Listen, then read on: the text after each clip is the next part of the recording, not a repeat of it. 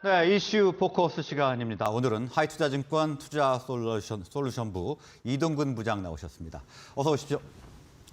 자, 먼저 뉴욕 증시 하락세가 계속 이어지고 있습니다. 지난 주말에 이어서 간밤까지 지금 큰 폭으로 하락하면서 우리 증시에도 상당한 영향을 주고 있는데요.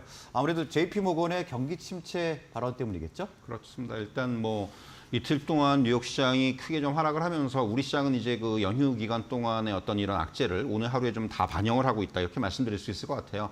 네. 말씀하셨다시피 이제 JP모건의 제이미 다이먼 CEO가 내년 여름에 세계 경제가 침체에 빠질 수 있다는 경고를 했죠. 결국 어제의 하락은 이런 부분들이 조금 크게 작용을 하지 않았나 이렇게 말씀드릴 수가 있을 것 같고요. 네. 다 아는 얘기입니다. 이제 인플레이션, 또 금리 인상, 러시아 우크라이나의 전쟁 지속, 또 미 연준의 양적 긴축 불확실성 지속, 이런 부분들이 결국은 잠재적인 침체의 신호들이다. 이렇게 이제 언급을 했어요.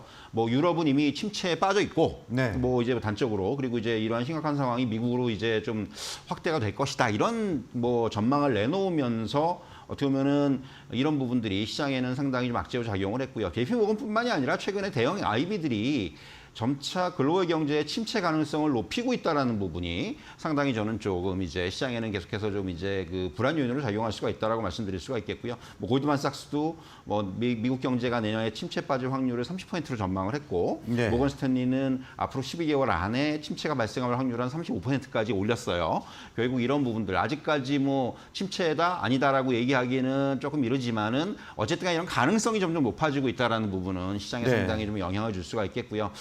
이에 따라서 최근 보면은 미국 연준 위원들의 침체에 대한 반응이 조금 변화되고 있는 것이 저는 조금 눈여겨볼 필요가 있다 이런 말씀을 드릴 수 있을 것 같아요. 올해 상반기만 하더라도 연준 내의 대표적인 비둘기파 위원들도 인플레이션의 억제를 위해서 고강도의 금리 인상을 계속해야 된다. 이런 필요성을 이제 역설을 했는데 최근에는 조금 이제 이러한 강력한 긴축 스탠스가 경제 침체를 불러올 수 있다라는 입장, 그러니까 우려가 나오기 시작했어요. 결국 이런 부분들을 보면은 결국 이제 이러한 관건은 연준의 의도대로 물가의 진정세가 확연하게 나타날 수 있을지 여부가 결국은 이런 침체로 가느냐 가지 않느냐의 어떤 이러한 굉장히 중요한 그런 결정을 할 것이다 이렇게 말씀드릴 수가 있을 것 같습니다. 네, 대형 투자은행의 경기 침체에 대한 전망 그리고 연준 위원들의 입장 변화도 좀 주목할 필요가 있는 것 같고요. 자, 지난주는 좀 시장에 관심을 받았던 9월 고용 지표가 발표됐었는데 일단 시장은 좀 하락적으로 방향성을 잡는 것 같습니다. 사실 이제 9월 고용 보고서를 종합적으로 봤을 때 일단 시장이 좀 주목한 부분들이 실업률인 것 같아요. 실업률이 장단기 실업자 수가 감소를 하면서 3.7%, 3.5%로 안정이 됐다는 거죠. 네. 결국 이렇게 이제 고용 지표가 예상보다 견조하다. 탄탄하다. 이런 부분들 때문에 그렇다면은 오히려 이제 연준이 11월 달에도 금리를 또 이제 자이언트 스텝으로 갈 가능성이 상당히 높아지면서 이런 부분들이 이제 시장의 약세 또 달러의 강세, 국채 금리의 상승으로 이런 모습을 좀 시연을 했는데 결국 지금 조금 저는 이 지표를 뜯어볼 필요가 있다고 생각을 합니다. 이번에 이제 견고한 고용을 이끈 업종들이 병원이라든가 레저라든가 접객업 그동안 좀 안 좋았던 쪽이 최근에 이제 좋아지면서 이런 부분들이 이제 고용을 이끌었어요. 사실 소매업이라든가 제조업이라든가 운송이라든가 창고 같은 업종들은 감소를 했습니다. 네. 어떻게 보면 이런 업종들이 상당히 근간을 이루는 고용의 근간을 이루는 업종들인데 이쪽은 조금 이제 둔화되는 시그널이 나타나기 시작을 했다는 거죠. 결국 이게 종합적으로 봤을 때 사회가 정상화되는 과정에서 연준의 공격적인 금리 인상으로 인해서 경기 둔화 가능성은 조금씩 저는 확산되고 있는 것이 아닌가라는 생각이 들고요. 네. 그렇기 때문에 일단은 지금 시장은 이러한 견고한 고용시장에 대해서 강력한 긴축 지속의 우려가 부각되면서 약세를 보이고 있지만은 종합적으로 봤을 때는 이제는 고용시장이 조금은 둔화 시그널이 시작된 것이 아니냐 이런 해석도 가능합니다. 그렇기 네. 때문에 결국은 이제부터는 향후 고용지표에 대한 중요성이 더 높아진 것이 아니냐. 한두 달 정도 더 보면서 여기서 이제 시장의 어떤 스탠스가 좀 바뀔 수 있을지 여부 이런 부분들을 저는 면밀히 좀 봐야 된다 이렇게 말씀드릴 수가 있을 것 같습니다. 예, 일단 연준의 공격적인 금리 인상으로 경기 둔화된 시그널이 나오고 있기 때문에 향후 경제 지표들을 좀 면밀히 살펴볼 필요가 있다 이렇게 말씀을 주셨고요. 자, 이번 주에는 중요한 지표 발표가 줄줄이 예정이 되어 있습니다. PPI 지수, CPI 지수가 예정이 되어 있는데 어떻게 전망을 하세요? 사실 이제 지금 말씀하신 대로 물가 지표가 이번 주에 가장 중요합니다. 네. 사실 지금 뭐 CPI나 PPI 같은 경우는 뭐 전년 대비해서 확실히 둔화가 될 것으로 예상이 되고 있어요. 다만 문제는 우리가 얘기하는 이제 코어 CPI의 문제입니다. 코어 CPI나 PPI는 오히려 이제 한 8월보다도 9월에 추가적인 반등 예상이 되고 있다라는 거죠. 네. 이게 무슨 얘기냐면 결국은 지금 뭐 주거비라든가 임금 같은 그런 그 요인들이 상승을 하면서 유가는 하락을 하고 있지만은 고물가가 장기화될 수 있는 이런 전망을 좀 강화시키는 요인으로 작용할 수가 있다라는 거죠. 네. 결국 이렇게 이제 코어 CPI가 추가적인 상승을 한다는 부분은 물가 상승률이 과연 정점을 통과했느냐는 또 의문이 나올 수가 있는 부분이고 아, 그렇군요. 결국 그렇다면은 금리 인상에 대한 부담을 다시 한번 가중시킬 수가 있다라는 겁니다. 그렇기 때문에 사실 이 9월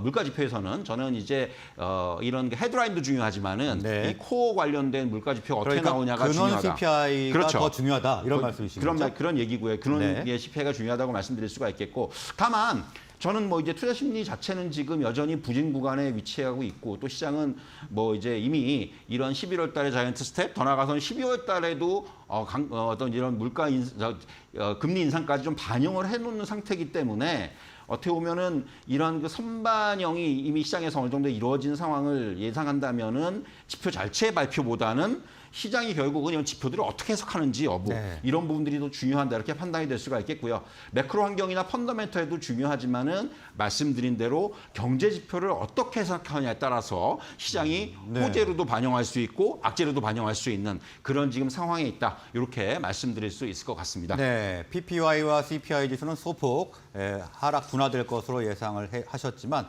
앞으로도 그 해석이 지표에 대한 해석이 더욱 중요하다 이렇게 말씀을 해주셨고요.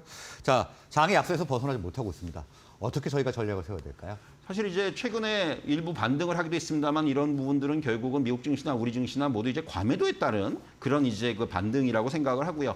물론 지난주에 이제 반도체 업종이 바닥 확인이라는 시그널 속에서 좀 강하게 반등을 하기도 했습니다. 다만 아직까지도 이제 시장의 수급 요인이라든가 이런 부분들은 여전히 불안한 상황이고 네. 그리고 결국은 낙폭과대 이상으로 시장을 접근하기에는 아직은 좀 부담스러운 측면들이 많다. 그렇기 때문에 지금 뭐 오늘 또 시장은 또 많이 좀 하락을 하는 흐름이고 결국은 당분간 이렇게 등락 국면이 이어질 수밖에 없는 그런 상황이라고 판단이 되고요. 다만 이제 시장이 이제는 지난주에 삼성전자 잠정 실적 발표를 시작으로 해서 이제는 실적 시즌으로 넘어가고 있습니다. 그렇기 네. 때문에 이제는 시장에 대응할 때는 역시 어떻게 보면은 이런 그 이익 모멘텀이 견고한 이런 업종 중심의 관심이 필요하다고 생각을 하고요. 또 한편으로는 이익 모멘텀과 더불어서 최근에 하락 과정에서 급락을 시현하면서 이제는 좀 싸 보이는 단기 저평가 영역에 진입한 이런 업종들의 투트랙이죠. 실적과 저평가 이 두 가지 관점에서 시장에 접근할 필요가 있다. 이렇게 정리해 드릴 수 있을 것 같습니다. 네, 당분간은 실적과 저평가 투 트랙으로 접근할 필요가 있다 이렇게 말씀을 해주셨습니다.